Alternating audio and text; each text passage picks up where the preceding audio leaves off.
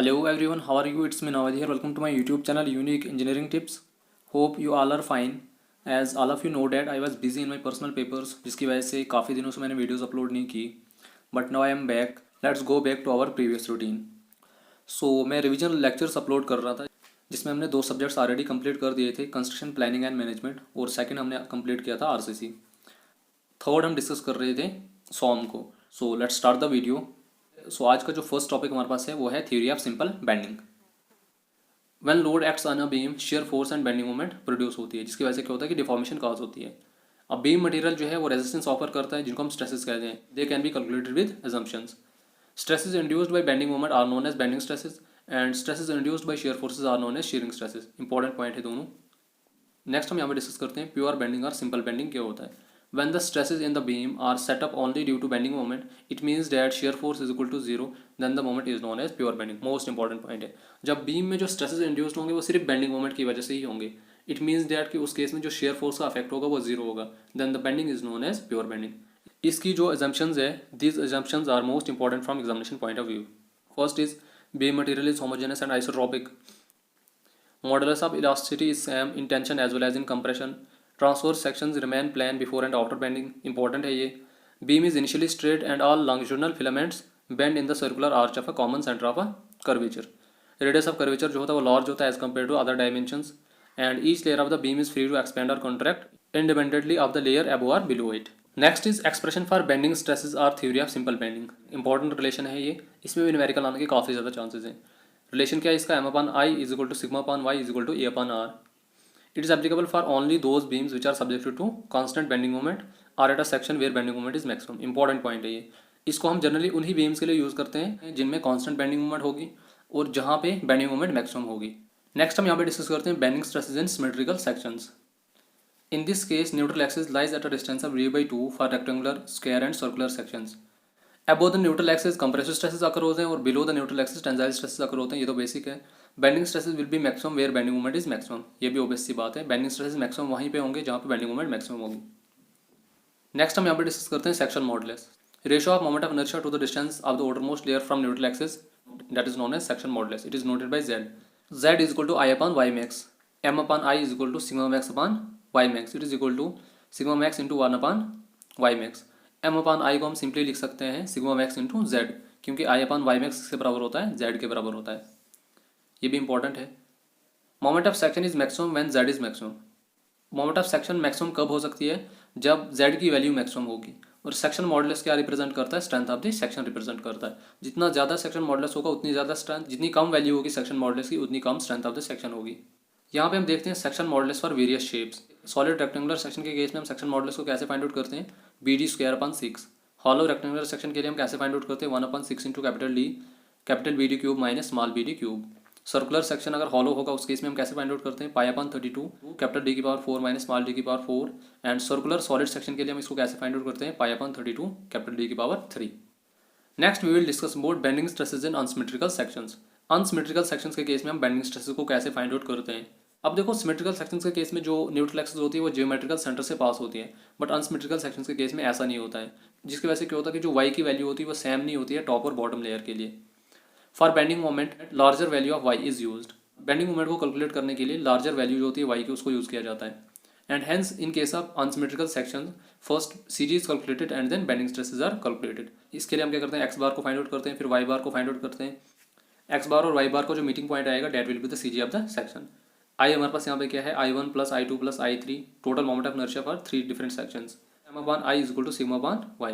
Therefore sigma यहाँ से क्या हो जाएगा? m upon i into y. Next हम यहाँ पे डिस्कस करते हैं strength of the section. Strength of the section means moment of resistance offered by the section. अब मोमेंट किसके बराबर होती है? m is equal to sigma into z. Strength depends upon section modulus. Greater the value of z greater will be the strength. अभी हमने ऊपर point discuss किया था. Smaller the value of section modulus stress will be more. अगर section modulus की वैल्यू कम होगी तो उसमें ज़्यादा स्ट्रेस जनरेट होगा. By increasing the area section modulus decreases, stress will increase. Next हम यहाँ पर डिस्कस करते हैं composite beams also known as flitched beams. Strain at the common surfaces will be same for both materials. अब composite beam जो है दो different materials का बना हुआ हो सकता है, बट जो स्ट्रेन की वैल्यू होगी वो सेम होगी दोनों मटेरियल्स के लिए. That is sigma 1 upon E1 it is equal to sigma 2 upon E2. Total moment of resistance अगर हमने यहाँ पे फाइंड आउट करना होगा, it will be equal to sum of moments of individual sections. Obvious सी बात है, m will be equal to m1 plus m2। m1 और m2 की जो वैल्यूज आएगी इनको प्लस करके हमारे पास जो टोटल वैल्यू यहाँ पे आ जाएगी, फाइनल वैल्यू जो m की आएगी, it is equal to sigma 2 upon y m i1 plus i2। ये सिग्मा 1 हमारे पास यहाँ पे किसके बराबर है, m सिग्मा 2 के बराबर, और स्मॉल m की वैल्यू जो है e1 अपॉन e2 के बराबर है। In case of wood m i1 plus i2 is equal to i के बराबर। नेक्स्ट हम यहाँ पे डिस्कस करते हैं इंपॉर्टेंट पॉइंट्स के बारे में। Point first is the increase or decrease in length of the beam section depends on the position of the layer with respect to neutral axis and this is known as theory of simple bending. Increase or decrease in the length of the beam section वो किस पे depend करेगी, position of layer पे depend करेगी with respect to neutral axis and this is known as theory of simple bending. Strain and bending stress in any layer is proportional to its distance from the neutral axis. जितना ज़्यादा point जो है neutral axis से दूर होगा उसमें उतना ज़्यादा स्ट्रेन और बेंडिंग स्ट्रेस होगा, जितना कम दूर होगा उतना कम स्ट्रेस और बेंडिंग स्ट्रेस और स्ट्रेन उसमें प्रोड्यूस होगा। Bending stresses at neutral axis are zero, ये तो ऑब्वियस सी बात है, न्यूट्रल एक्सिस पे आपको हर चीज़ जीरो मिलेगी, tensile stress, compressive stress, bending stress, everything is zero here. So next हम यहाँ पे डिस्कस करने वाले हैं शेयर स्ट्रेस इन beams. Shear stresses always acts along transverse section. जो भी शेयर स्ट्रेसेस प्रोड्यूस होते हैं बीम्स में वो हमेशा ट्रांसवर्स सेक्शंस के अलोंग एक्ट करते हैं। Complementary horizontal shear stresses and they act along longitudinal layers of the beam. Next हम यहाँ पे डिस्कस करते हैं shear stress at a section. अगर हमने शेयर स्ट्रेस फाइंड आउट करना होगा किसी भी बीम के एक पॉइंट पे तो हम कैसे फाइंड आउट करेंगे, it is represented by tau, it is equal to F into capital A into Y bar upon I into B. Next हम यहाँ पे डिस्कस करेंगे shear stress distribution for different sections. जैसे रेक्टेंगुलर सेक्शन है हमारे पास, यहाँ पे सर्कुलर सेक्शन है, आई सेक्शन है, टी सेक्शन है, मिस सेल्वन सेक्शन, इसके अलावा और भी कुछ सेक्शंस हम यहाँ पे डिस्कस करेंगे। Firstly we will discuss about rectangular section. In this case variation of shear stress with respect to Y is parabolic. Rectangular section के केस में जो शेयर स्ट्रेस में वेरिएशन आती है विद रेस्पेक्ट टू वाई वो parabolic shape में आती है। तो अगर हमने इसमें शेयर स्ट्रेस को फाइंड आउट करना होगा वो हम कैसे फाइंड आउट करते हैं, it is represented by tau, it is equal to F upon 2 into I bracket star D का स्क्वायर अपॉन 4 माइनस वाई का square. In this case shear stress increases with the decrease of value of Y. तो अगर value of Y को हम decrease करेंगे तो यहाँ से शेयर स्ट्रेस की वैल्यू इंक्रीज होगी एंड वाइस वर्सा।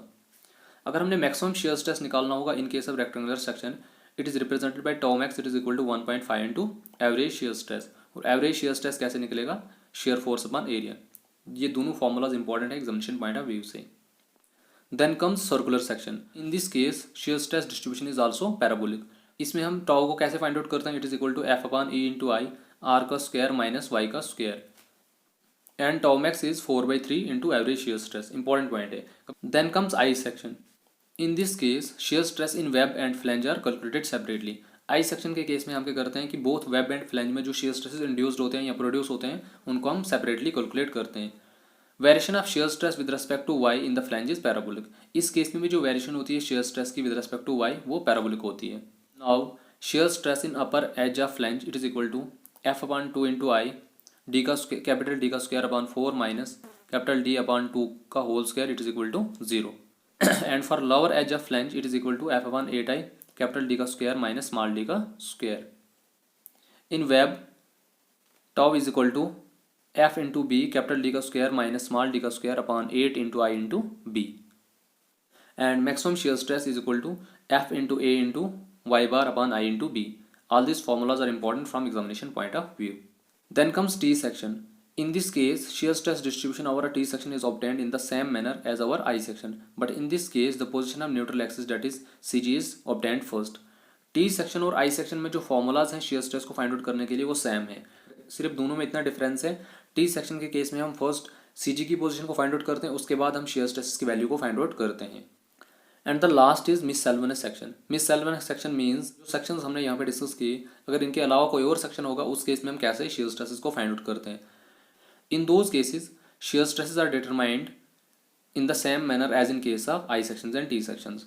तो इसके अलावा जो भी सेक्शंस होंगे उनमें हम शेयर स्ट्रेसेस को वैसे ही फाइंड आउट करते हैं जैसे हम आई और टी सेक्शन में फाइंड आउट करते हैं। नेक्स्ट हम यहाँ पे डिस्कस करने वाले हैं triangular section. In this section shear stress is maximum at h/2। Triangular section के केस में जो मैक्सिमम शेयर स्ट्रेस की वैल्यू होती है वो किस पॉइंट पे होती है, h/2 पे होती है। Next we will discuss about what is shear center. It is a point on the beam section where load is applied and no twisting is produced. Shear center एक ऐसा पॉइंट होता है बीम सेक्शन पे, अगर हम उस point पे load apply करेंगे उसकी वजह से कोई भी ट्विस्टिंग मोमेंट प्रोड्यूस नहीं होगी बीम में। In case of symmetrical section, shear center lies at the CG of the section, and in case of unsymmetrical section, we have to find it. At the point of shear center, resultant of internal forces passes. तो share centre के through जो है जो resultant होता है internal forces का वो पास होता है इस पॉइंट से। It lies on the axis of symmetry, obvious सी बात है ये एक्सिस ऑफ सिमेट्री पे ही लाई करेगा। It's a center of rotation for a section of this walled beam subjected to pure shear. It's a position of resultant force. Next we will discuss about principal stress and strength. Principal stress और principal strength क्या होता है। The planes which have no shear stress are known as principal planes. जिन planes पे shear stress की value zero होगी उन planes को हम क्या कहते हैं, प्रिंसिपल प्लेन्स कहते हैं। And the stresses along the principal planes are called principal stresses. और जो स्ट्रेसेस इसके अलॉन्ग एक्ट करते हैं उनको हम प्रिंसिपल स्ट्रेसेस कहते हैं। Such stresses are also known as normal stress. Important point है ये, प्रिंसिपल स्ट्रेसेस को हम नॉर्मल स्ट्रेसेस भी कहते हैं। Next is determination of stresses on oblique section. We have generally two methods, analytical method and graphical method. अब इसमें हमारे पास जनरली दो केसेस आ जाते हैं। First is when a member is subjected to direct stresses in one plane, and second is when a member is subjected to direct stresses in two mutually perpendicular plane. Firstly we will discuss about first case, when a member is subjected to direct stress in one plane. In this case normal stress को हम कैसे find out करते हैं, it is represented by sigma N, it is equal to sigma cos square theta. अगर tangential stress हमने find out करना होगा, that is shear stress, it is represented by sigma T, it is equal to sigma by 2 sin 2 theta. And normal stress is maximum when theta is maximum. So sigma max will be equal to sigma when theta is equal to 0.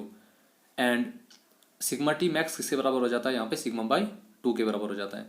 Second case हमारे पास यहाँ पे है when a member is subjected to like direct stress in two mutually perpendicular directions. In this case normal stress को हम कैसे find out करते हैं, sigma 1 plus sigma 2 upon 2 plus sigma 1 minus sigma 2 upon 2 cos theta. Important formulas है ये examination point of view से। Shear stress को अगर हमने फाइंड आउट करना होगा, it is equal to simply shear force upon area. Resultant stress is equal to sigma R, it is equal to root of sigma N का square plus sigma T का square. Sigma N is normal stress and sigma T is shear stress.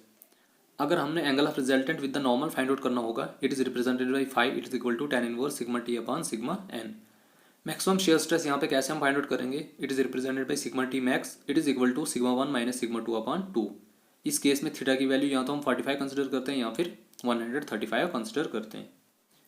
Then comes principal planes. Principal planes हमने already discuss कर लिए, जिनके along shear stresses zero होते हैं।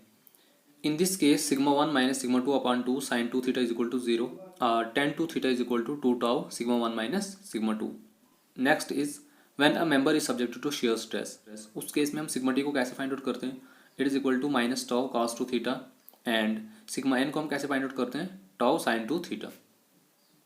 Next is when a member is subjected to direct and shear stresses. Major principal stress को हम कैसे find out करते हैं, it is equal to sigma 1 plus sigma 2 upon 2 plus root of sigma 1 minus sigma 2 upon 2 का whole square plus tau का square. Minor principal stress के लिए formula same है, जो मेन प्लस का साइन है इसको माइनस कर देना, बाकी फॉर्मूला सेम है।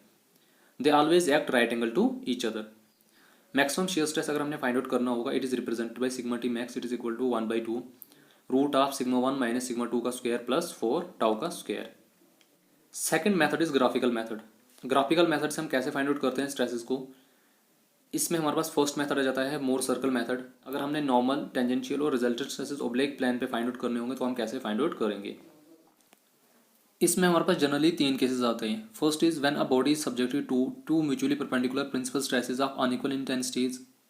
Second is principal stresses of unequal and unlike intensities. And third is accompanied by shear stress. Firstly we will discuss about case first. First case में अगर हमने नॉर्मल स्ट्रेस को फाइंड आउट करना होगा, वो हम कैसे फाइंड आउट करते हैं, it is equal to sigma 1 plus sigma 2 upon 2 plus sigma 1 minus sigma 2 upon 2 cos 2 theta. And shear stress that is sigma T, it is equal to sigma 1 minus sigma 2 upon 2 sin 2 theta. And sigma T max is sigma 1 minus sigma 2 upon 2। And अगर हमने radius of Mohr circle find out करना होगा, it is equal to sigma 1 minus sigma 2 upon 2। All this formulas are important from examination point of view. Second case और first case के formulas same है, सिर्फ आपने क्या करना है, साइन को चेंज कर देना। सिर्फ जहाँ पे प्लस है वहाँ पे माइनस कर देना और जहाँ पे माइनस है वहाँ पे प्लस कर देना, बाकी फॉर्मूलाज सेम है। थर्ड केस में अगर हम यहाँ पे डिस्कस करते हैं, sigma 1 is equal to sigma 1 plus sigma 2 upon 2 plus sigma 1 minus sigma 2 upon 2 cos 2 theta plus tau sin 2 theta. Then sigma T is equal to sigma 1 minus sigma 2 upon 2 sin 2 theta minus tau cos 2 theta. Sigma N max is equal to sigma 1 plus sigma 2 upon 2 plus root of sigma 1 minus sigma 2 upon 2 का whole square plus tau का square. अगर हमने sigma minimum find out करना होगा, formula same है, sigma max का सिर्फ plus की जगह माइनस कर देना, बाकी फॉर्मूला सेम है। नेक्स्ट हम यहाँ पे डिस्कस करते हैं कुछ इंपॉर्टेंट पॉइंट्स के बारे में। Point first is for a given beam section the bending stress is a function of bending moment and the distance y from the neutral axis. Important point है ये। Point second is bending stress always acts normal to the cross section. Obvious सी बात है, bending stress हमेशा cross section के normally act करता है। And the point third is maximum shear stress by Mohr circle method is equal to the radius of Mohr circle. ये भी important point है। मैक्सिमम शियर स्ट्रेस जो Mohr circle के case में आता है वो किसके बराबर होता है? रेडियस ऑफ मोर सर्कल के बराबर आता है। Point first is when an external load acts on a body deformation due to cohesion between molecule occurs and body resist deformation is known as strength. ये तो ऑब्वियस सी बात है। Up to elastic stage and within it stress is directly proportional to strain. Resistance किसके बराबर होता है? Applied load के बराबर होता है। But beyond elastic stage strain is more than the stress. Beyond the elastic stage जो strain की वैल्यू होती है वो ज़्यादा हो जाती है as compare to stress. Point first is what is stress? Force of resistance per unit area against deformation is known as stress. It is noted by sigma. It is equal to load upon area. ये तो common सी बात है। Stress का unit क्या है? MK system, इसका unit है KGF per square centimetre और केजीएफ पर मीटर स्क्वायर। ऐसा यूनिट है इसका न्यूटन पर स्क्वायर सेंटीमीटर और kilo newton per metre square. 1 newton per metre square is equal to 1 pascal के बराबर होता है। Simply it is equal to 1 PA। अब अगर हम यहाँ पे लार्ज क्वांटिटीज ऑफ यूनिट को डिस्कस करते हैं, किलो न्यूटन किसके बराबर होता है? 10⁻³ न्यूटन के बराबर होता है। 1 मेगा न्यूटन किसके बराबर होता है? 10⁻6 न्यूटन के बराबर। 1 giga newton is equal to 10�9 newton and 1 tera newton is equal to 10⁻12 newton. अब अगर हम यहाँ पे स्मॉल क्वांटिटीज ऑफ यूनिट को डिस्कस करते हैं, मिली किसके बराबर होता है? 10⁻⁻3, micro is 10⁻⁻6, nano 10⁻⁻9 and pico 10⁻⁻12। ये भी इंपॉर्टेंट है एग्जामिनेशन पॉइंट ऑफ व्यू से। नेक्स्ट हम यहाँ पे डिस्कस करते हैं strain. Strain means ratio of change in dimension to the original dimension is known as strain. इसको हम स्मॉल ई से डिनोट करते हैं। It is equal to delta L upon L, delta B upon B और delta V upon V. जिसके along भी हमने strain को फाइंड आउट करना होगा, उसी हिसाब से हम इसको रिप्रेजेंट करेंगे। There are generally 4 types of strain: tensile strain, compressive strain, volumetric strain and shear strain. I don't think इसको यहाँ पे डिस्कस करने की जरूरत है। ये बेसिक टर्म्स है। टेंसाइल स्ट्रेन मीन जो टेंसाइल स्ट्रेस की वजह से इंड्यूस्ड हो। सिमिलरली कंप्रेसिव स्ट्रेन किससे प्रोड्यूस होगा? कंप्रेसिव स्ट्रेस से प्रोड्यूस होगा। And in the same way volumetric strain, shear strain, ये भी सेम ही है, नाम से पता चल जाता है। Next we will discuss about types of stresses. There are 3 types of stresses: tensile stresses, compressive stresses and shear stresses. ये बेसिक टर्म्स है। आई डोंट थिंक कि यहाँ पे इनको डिटेल से डिस्कस करने की जरूरत है। Both tensile and compressive stresses acts normally on the body. Tensile stresses और कंप्रेसिव स्ट्रेसेस जो है वो हमेशा बॉडी के नॉर्मली एक्ट करते हैं and shear stresses acts tangentially. दोनों पॉइंट्स इंपॉर्टेंट है एग्जामिनेशन पॉइंट ऑफ व्यू से। नेक्स्ट हम यहाँ पे डिस्कस करते हैं what is elasticity and elastic limit. Elasticity का मतलब क्या होता है? Property to regain it shape, size etcetera. और इलास्टिक लिमिट क्या होती है? Disappearance of deformation completely after the removal of load. जब लोड कम्प्लीटली हम बॉडी से रिमूव कर देंगे, उसकी वजह से जो कम्प्लीटली डिफॉर्मेशन डिसअपेयर हो जाएंगी, that is known as elastic limit. Elastic limit की एक और डेफिनेशन है। इस लिमिट तक क्या होता है कि जो स्ट्रेस होता है वो डायरेक्टली प्रोपोर्शनल होता है स्ट्रेन के। उसके बाद जो है स्ट्रेन की वैल्यू एक्सीड हो जाती है as compare to stress. Then comes Hooke's law. Hooke's law क्या कहता है? इसका स्टेटमेंट यही कहता है कि जो स्ट्रेस होता है वो डायरेक्टली प्रोपोर्शनल होता है स्ट्रेन के। And the ratio of stress to strain is equal to constant, that is known as. इसको हम या तो ई से रिप्रेजेंट करते हैं या फिर जी से रिप्रेजेंट करते हैं। ई हमारे पास यहाँ पे क्या है? Young modulus of elasticity. G हो गया मॉडल्स ऑफ रिजिडिटी या शेयर मॉडल्स हम जिसको कहते हैं, आल्सो रिप्रेजेंटेड विद सी। अब मॉडुलस ऑफ इलास्टिसिटी या यंग मॉडुलस क्या होता है? It is represented by capital E. It is equal to tensile stress upon tensile strain और compressive stress upon compressive strain. Simply E is equal to stress upon strain. इसका unit क्या होता है? Kilo newton per metre square और newton per metre square. Then comes modulus of rigidity. इसको हम shear modulus भी कहते हैं। It is represented by either capital G और capital C. It is equal to shear stress upon shear strain. It's ऐसा unit is newton per metre square और kilo newton per metre square. ये formulas basic हैं, ये आपने already पहले पढ़े हुए हैं और हमने पीछे लेक्चर में भी इनको डिटेल से डिस्कस किया हुआ है। But this formulas are important from examination point of view. इनमें से न्यूमेरिकल जो है आ सकते हैं, छोटे छोटे फॉर्मूलाज हैं, इसलिए आप इनको अच्छे से देखना। Next we will discuss about constitutive relationship between stress and strain. Stress और स्ट्रेन के बीच में क्या क्या रिलेशन हैं? For one dimensional stress system और uni direction as per Hooke's law normal stress upon corresponding strain is equal to constant. ये हमने अभी ऊपर रिलेशन डिस्कस किया, that is stress upon strain is equal to capital E, which is Young modulus of elasticity. In case of 2 dimensional stress system, Poisson ratio क्या होता है? इसको हम म्यू से रिप्रेजेंट करते हैं और हम इसको 1/m से रिप्रेजेंट करते हैं। It is equal to ratio of lateral strain by longitudinal और direct strain. So lateral strain और डायरेक्ट स्ट्रेन या लॉन्गिट्यूडनल स्ट्रेन का जो रेशियो होता है that is known as Poisson ratio. ये भी इंपॉर्टेंट है एग्जामिनेशन पॉइंट ऑफ व्यू से। देन कम्स लॉन्गिट्यूडनल स्ट्रेन और डायरेक्ट स्ट्रेन। अब लॉन्गिट्यूडनल स्ट्रेन और डायरेक्ट स्ट्रेन क्या होता है? लेक्चर में हमने इसको डिटेल से डिस्कस किया हुआ है। लेक्चर का लिंक जो है आपको ऊपर आई बटन में मिल जाएगा, आप वहाँ पे उसको देख सकते हो। सिंपल अगर मैं आपको बताऊंगा, जिस एक्सिस के अलॉन्ग हम लोड अप्लाई करते हैं उसके अलॉन्ग जो डिफॉर्मेशन प्रोड्यूस होती है that is known as longitudinal strain और डायरेक्ट स्ट्रेन। और जिन एक्सिस पे हम लोड अप्लाई नहीं करते हैं लेकिन फिर भी उनमें डिफॉर्मेशन प्रोड्यूस होती है that is known as lateral strain. अब अगर हम टेंसाइल लोड अप्लाई करेंगे उसकी वजह से जो डायमेंशन है वो इंक्रीज हो जाएगी। अब जिस एक्सिस पे हम लोड अप्लाई करेंगे वो डायरेक्ट स्ट्रेन होगा और बाकी जो दो एक्सिस पे स्ट्रेन प्रोड्यूस होगा that is known as lateral strain. In the same way अगर हम कंप्रेसिव लोड अप्लाई करेंगे, जिस एक्सिस पे हम कंप्रेसिव लोड अप्लाई करेंगे वो डिक्रीज होगी और उसके अलॉन्ग जो स्ट्रेन प्रोड्यूस होगा that is known as direct strain. And जो अदर टू एक्सिस पे स्ट्रेन प्रोड्यूस होगा that is known as lateral strain और अदर टू एक्सिस जो है वो इंक्रीज होंगी। अब स्ट्रेन को हम सिंपली कैसे फाइंड आउट करते हैं अभी हमने ऊपर डिस्कस कर लिया, delta L upon L, delta B upon B और delta T upon T. Next is two dimension relationship between stress and strain. In this case, total strain in x direction due to sigma 1 and sigma 2, it is represented by small e1, it is equal to sigma 1 upon capital E minus mu into sigma 2 upon capital E. यहाँ पे हम capital E को common भी निकाल सकते हैं.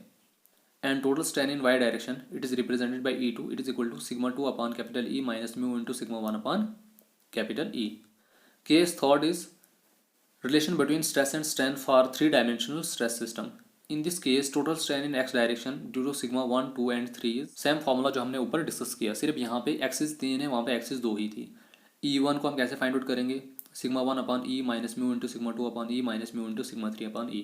Similarly Y direction के लिए भी फॉर्मूला सेम है और जेड डायरेक्शन के लिए भी फॉर्मूला सेम है, थोड़ी बहुत वेरिएशन है इसमें, यहाँ पे वो आप यहाँ पे देख लेना। नेक्स्ट हम यहाँ पे डिस्कस करते हैं analysis of bars of varying sections. Most important formula है ये एग्जामिनेशन पॉइंट ऑफ व्यू से। लेट इट भी हमारे पास एक कंपोजिट सेक्शन है जो अलग अलग बार्स का बना हुआ है, जिनकी लेंथ अलग अलग है, क्रॉस सेक्शनल एरियाज अलग अलग हैं, मॉडुलस ऑफ इलास्टिसिटी की वैल्यू अलग अलग है। उस केस में अगर हम एक सिंगल लोड एक्ट करवाएंगे उस पर, तो अगर हमने यहाँ पे डिफॉर्मेशन फाइंड आउट करनी होगी तो हम कैसे फाइंड आउट कर सकते हैं, डेल्टा एल को फाइंड आउट करना होगा, वो हम कैसे फाइंड आउट करते हैं। अब वो डिपेंड करता है कंपोजिट सेक्शन में कॉमन क्या क्या चीज़ें हैं। कभी कभी एल कॉमन हो सकता है, कभी ए कॉमन हो सकता है, कभी ई कॉमन हो सकता है, बट जो इसका जनरल फॉर्मूला आता है वो आता है delta L is equal to P into L one upon E one A one plus L two upon E two plus L three upon A three.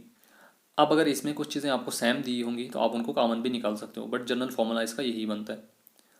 अब अगर हमने डेल्टा एल की वैल्यू निकालनी होगी यूनिफॉर्मली टेपर्ड सर्कुलर रॉड के case में, तो हम कैसे फाइंड आउट करते हैं। Total strain it is equal to delta L it is equal to 4p l upon pi capital D1 into capital D2। Important formulas है ये एग्जामिनेशन पॉइंट ऑफ व्यू से। If D1 minus D2 is equal to D, then delta L is equal to 4p l upon pi D का square. Obvious सी बात है, जब D1 और D2 की वैल्यू सेम होगी तो यहाँ पे ये D का स्क्वायर हो जाएगा।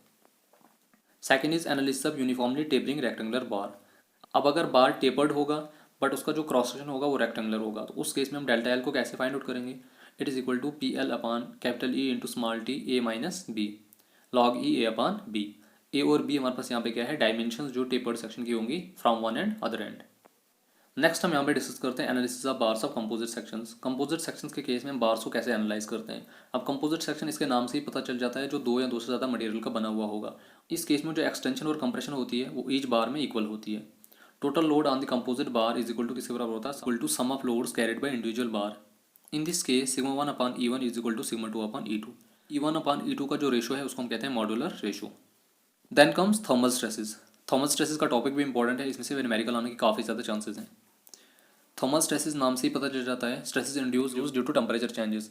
टेम्परेचर चेंजेस की वजह से जो भी स्ट्रेसेस इंड्यूस होते हैं बार्स में, that is known as thermal stresses. But when the body is free to expand और contract, no stresses will be set up in the body. Obvious सी बात है, जब बॉडी में एक्सपेंशन और कंट्रैक्शन प्रोवाइड की होगी उस केस में कोई भी थर्मल स्ट्रेसेस इंड्यूस नहीं होगा, यहाँ सेटअप होगा।